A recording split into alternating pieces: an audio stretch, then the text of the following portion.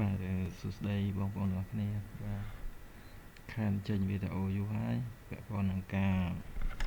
រៀនធ្វើប្រព័ន្ធគ្រប់គ្រងផ្សេងៗឬក៏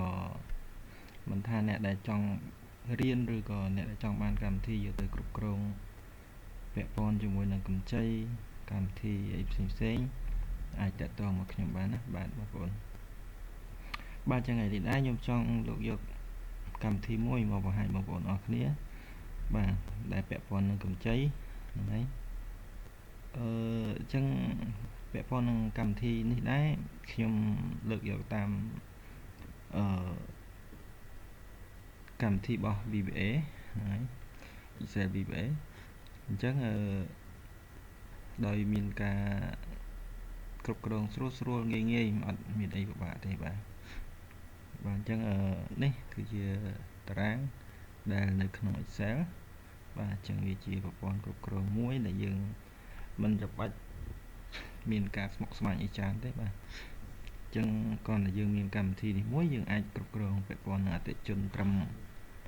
1000 2000នាក់អីគឺជាការងាយស្រួលបំផុតបាទដែលយើងគ្រាន់តែប្រើកម្មវិធីនេះមួយយើងអាចជំនួសដៃជើងយើងបានច្រើនបាទអញ្ចឹងកុំឲ្យខាត់ពេលខ្ញុំសូមលើកយក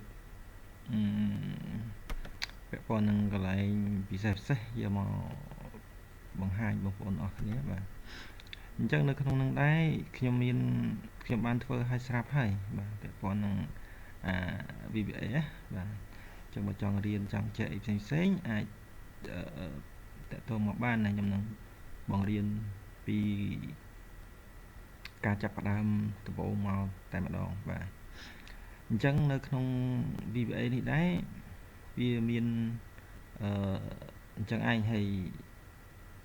កម្មវិធីនេះដែរខ្ញុំបានចងក្រងឲ្យស្រាប់ហើយអញ្ចឹងខ្ញុំសូមបើកតែម្ដងបាទអញ្ចឹងឧបមាថាយើងមានអតិថិជនចង់ប្រមាណក៏ដោយយើងអាចគ្រប់គ្រងស្រួលអញ្ចឹងនេះដូចថាបើសិនជាយើងមានអតិថិជនយើងវានឹងសូអតិថិជនឡើងនេះឲ្យយើងមើលតែម្ដងបាទហ្នឹងហើយអញ្ចឹងវាមានប្រមាណអ្នកគឺវាលត់ឲ្យឃើញនៅទៅនឹងប៉ុណ្ណឹងបាទអញ្ចឹងឥឡូវឧបមាថាឥឡូវខ្ញុំចង់ស្វែងរកអតិថិជនដែលមានលេខកូដលេខ1អញ្ចឹងគាត់ខ្ញុំវាយតែលេខ1គឺយើងស្វែងរកមកវាចេញអតិថិជនហ្នឹងហើយបាទអញ្ចឹងណាបាទអញ្ចឹងបើយើងចង់ស្វែងរកតាមរយៈឈ្មោះក៏បានយើងស្វែងរកតាមរយៈលេខសម្គាល់របស់អតិថិជនក៏បានដែរអញ្ចឹងឥឡូវឧបមាថាខ្ញុំ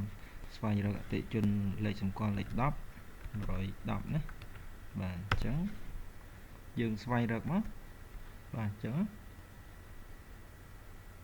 បាទណាវាចេញអតិថិជនផ្សេងណាឃើញណាបាទអញ្ចឹងយើងស្វែងរក001វិញមកអញ្ចឹងទិន្នន័យវានឹងផ្លាស់ប្ដូរទៅតាមការស្វែងរករបស់យើងណាបាទអញ្ចឹងនៅក្នុងកម្មវិធីនឹងដែរបើសិនជាបងប្អូនមានចំណាប់អារម្មណ៍ចង់បានកម្មវិធីនឹងយកទៅប្រើប្រាស់អាចតាក់ទងមកខ្ញុំបានហើយឬក៏ចង់រៀនក៏អាចតាក់ទងមកខ្ញុំបានដូចគ្នាដែរបាទអញ្ចឹងណាបងប្អូនបានអញ្ចឹងកម្មវិធីនេះស្រួលគ្រប់គ្រងសម្រាប់បងប្អូនដែលមានអាជីវកម្មពាក់ព័ន្ធនឹងការចងការប្រាក់បាទឬក៏បងប្អូនដែលចង់រៀនដើម្បីធ្វើកម្មវិធីហ្នឹងណាបាទហ្នឹងហើយអញ្ចឹងខ្ញុំមានតែប៉ុណ្្នឹងទេបទបង្ហាញរបស់ខ្ញុំបាទសូមអរគុណសូមគោរពលាបាទ